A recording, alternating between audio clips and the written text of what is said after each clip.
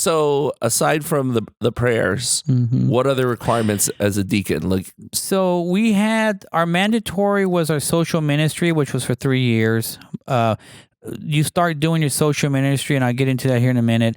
Your last 2 years in formation. If you notice, everything almost starts the last 2 years of formation. That's when it gets serious. And then, so you do your first 2 years your last 2 years in formation, and then 1 year after, right?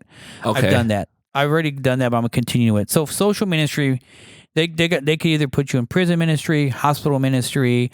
It could be to help retired clergy ministry. Okay. So how often is this? once a week. Once a week. We're called to put in 2 hours a week. Okay. 8 hours a week, 8 hours a month. Okay. And so I do juvenile detention, which I like. I mean, it's not a huge commitment. It's only 2 hours a week. It's okay. It's not a huge commitment. It's only 2 hours a week because again, we have families. We have families. Yes. We got jobs.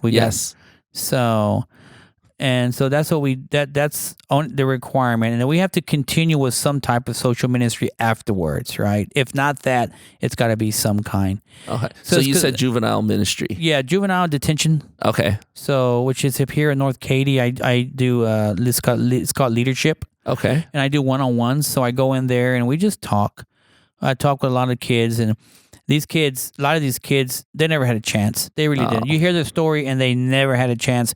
And all I do, because at night, after I leave, we'll have another group come in and do Bible study with them and all that. All I sit down and I say, hey, what do you like to do? What makes you happy? You know? And then, Deacon Ray, I like a rap. Well, rap something to me. Tell me something, but without the cuss words. But rap it to me, you know? Because no one ever asks them that. Like, what do they want to do? What do they like to do? Yeah. So we have a good time with it. And after a few weeks, because I'm there for 2 hours, so I try to only talk to four children. So I each have 30 minutes with them. Okay. And then once they leave the program, I'll ask I'll bring in another one and to fit that slot.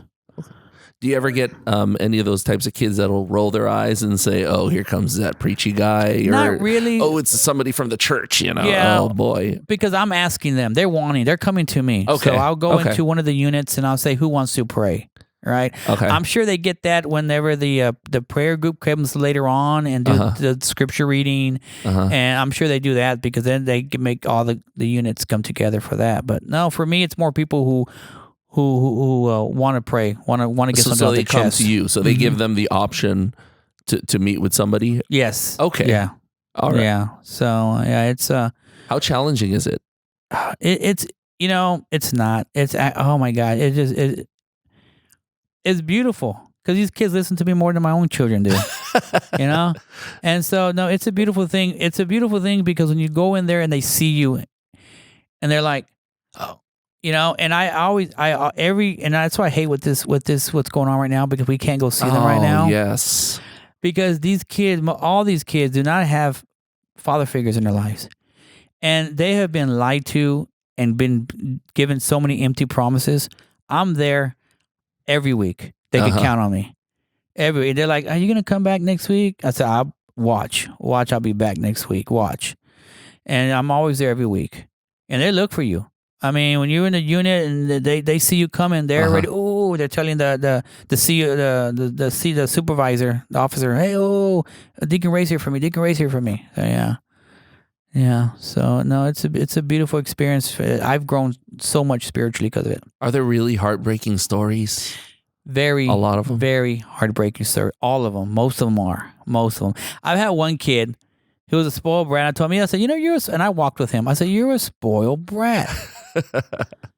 Because I ask him questions, and I always tell him I don't work for the judge, I don't work for the police officer. I'm a volunteer. I said everything you tell, I don't answer to no one here. Everything you tell me, I'm only going to give it up to God at night. That's it.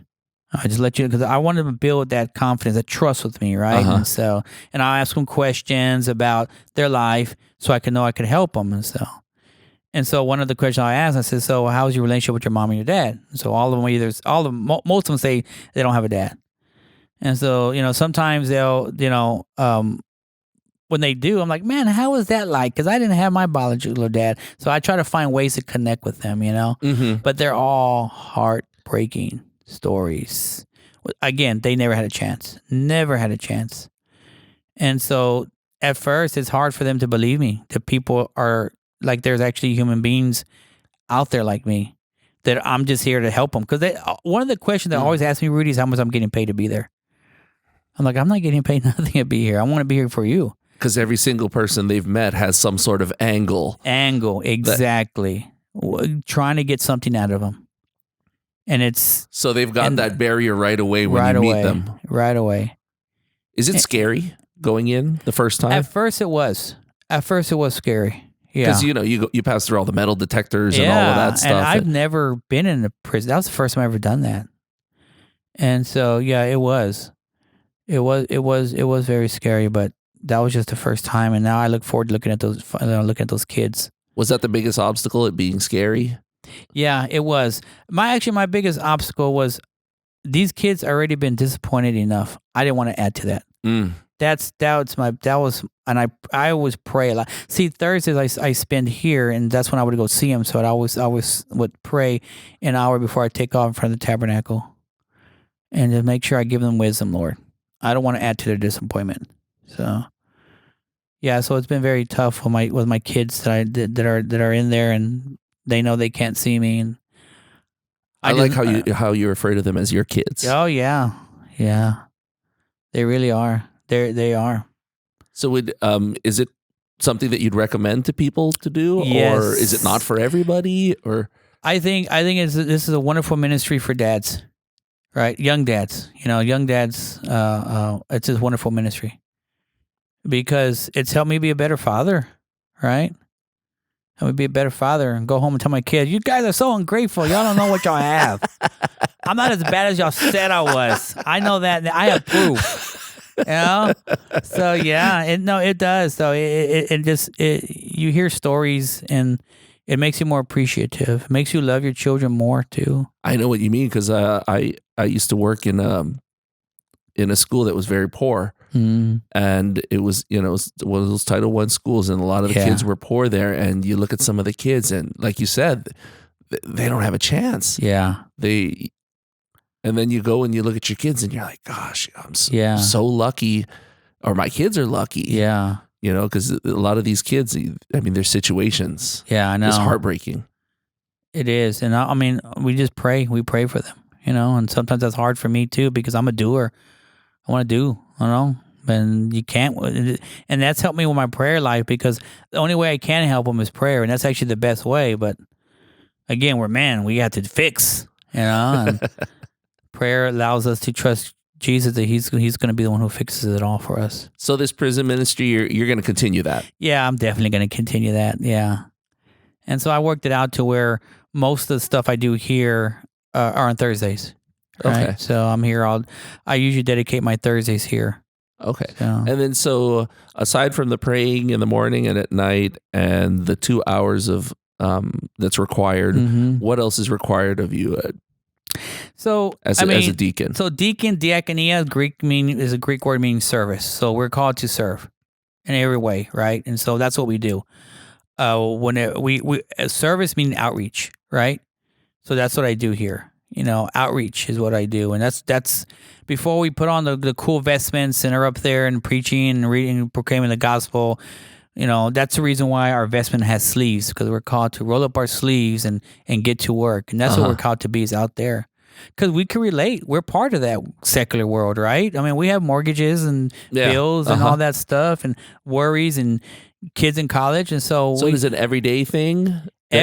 Everyday thing. I could tell you myself, I'm every day doing outreach. Okay. Every day answering some email, someone needing help, someone needing guidance or prayer. So not necessarily coming into the church every day. Not coming into the church. But just making phone calls, talking to people, maybe driving over to meet people. Exactly.